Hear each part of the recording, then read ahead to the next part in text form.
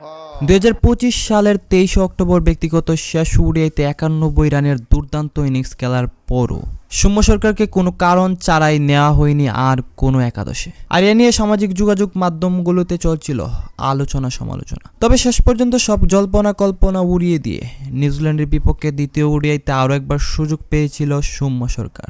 এদিন প্রথমে বোলিং ইনিংসে 4 ওভার বোলিং করে 27 রান দিয়ে 1 উইকেট নেওয়ার পর ব্যাটিং ইনিংসে 199 রানের লক্ষ্যে মাঠে নামিয়ে বাংলাদেশ।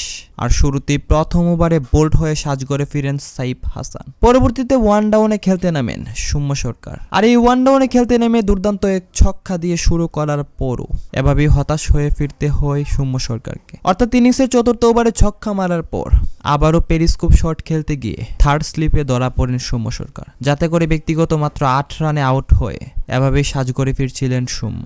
আর তার এই মিস টাইমিং যেন কিছুতেই মানতে পারছিলেন না তিনি। তবে অল্প রানের এই পুঁজিতে এমন শট খেলা মোটেও প্রয়োজন ছিল না, এমনটাই মনে করছেন ক্রিকেট বিশ্লেষকরা। এদিকে সৌম্য ভক্তরা মনে করছেন এক ম্যাচ দিয়ে বিচার না করে পরবর্তী ম্যাচেও সৌম্যকে খেলানো উচিত। প্রিয় দর্শক, এ ব্যাপারে আপনার মন্তব্য কি তা অবশ্যই জানাতে পারেন কমেন্ট বক্সে।